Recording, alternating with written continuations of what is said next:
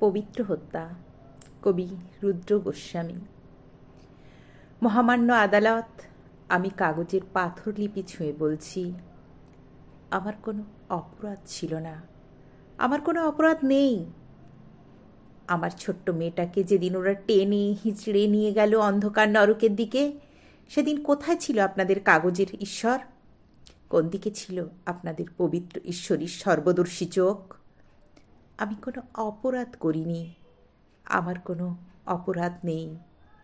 4 রাত 3 দিন একটাই প্রার্থনা করেছে মেয়েটা আমার। যন্ত্রণা, অসহ্য যন্ত্রণা, মুক্তি দাও, আমাকে মুক্তি দাও বাবা।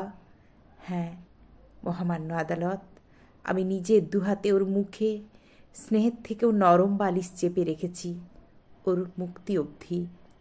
আমার স্নায়ুতন্ত্র তখন যুদ্ধরত সৈনিকের থেকেও, নবজাতককে হাতে নেওয়া পিতার থেকেও অনেক বেশি সচেতন ছিল।